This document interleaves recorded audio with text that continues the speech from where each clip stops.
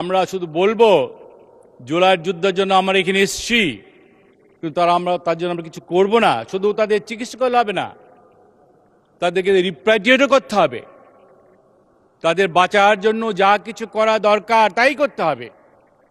আমি গত সপ্তাহে ব্যাংকক গিয়েছিলাম ইউএন স্কেপের একটা মিটিংয়ে, এবং সেখানে গিয়ে আমি জানতে পেলাম যে আমাদের জুলাইয়ের যোদ্ধারা একটা হসপিটালে চিকিৎসাধীন আছে।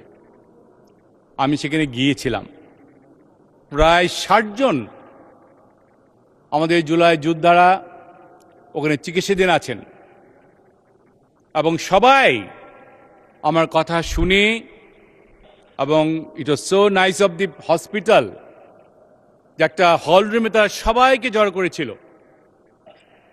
আমি 1.5 ঘন্টা ওনাদের সাথে কথা বলে এসেছি, ওনাদের চোখে পানি দেখেছি,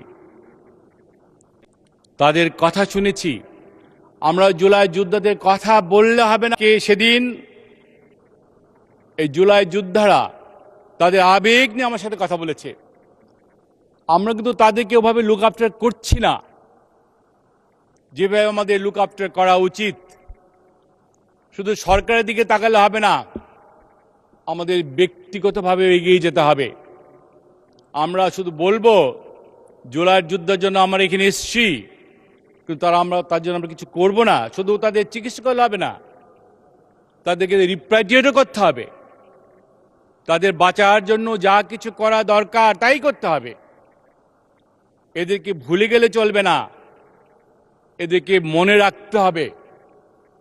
সুতরাং আমরা যতই কথা বলি, জুলাই যোদ্ধাদের যতই ব্যবহার করি না কেন, আল্লাহর হস্তে আপনারা দয়া করে এদেরকে যে কাজটা করা উচিত, তাদেরকে রিপ্যাট্রিয়েট করা উচিত, যে যে অবস্থা আছে তাদেরকে সাহায্য সহযোগিতা করা উচিত। এটা দয়া করে আপনার যার যার অবস্থান থেকে, সরকার তো থাকবেই, তারপরেও আমি বলবো যার যার অবস্থান থেকে দয়া করে এইসব ছেলেপেলেদেরকে সাহায্য সহযোগিতা করবেন।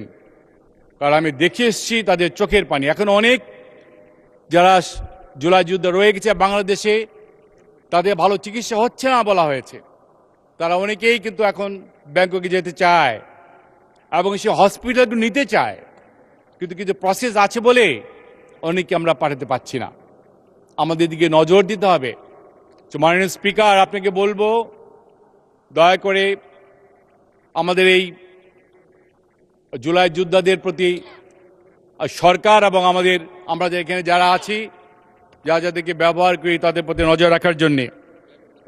আমি মধুপুর ধনবাড়ি থেকে প্রায় 45 বছর পরে আমি এখান থেকে নির্বাচিত হয়েছি। ধন্যবাদ মাননীয় মন্ত্রী। আচ্ছা, আরো 2 মিনিট বলেন, 2 মিনিটে শেষ করেন। Thank you. মধুপুর ধনবাড়িতে আপনারা জানেন সেখানে আদিবাসী আছে, আমাদের বাঙালিরা আছে। আমরা আদিবাসীদের বনের সমস্যা আছে। আমাদের ওখানে প্রচুর আনারস হয়।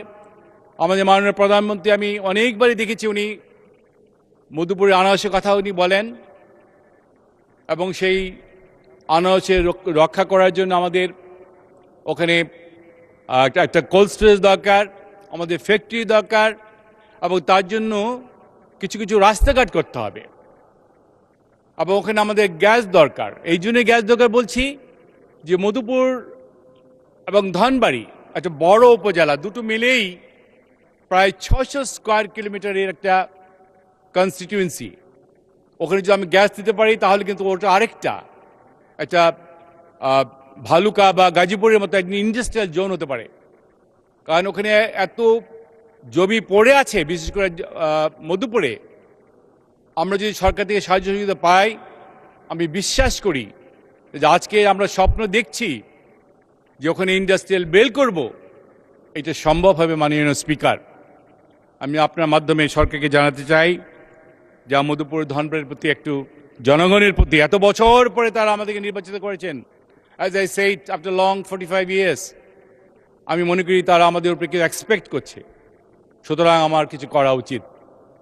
তো আমি আর কথা বাড়াবো না।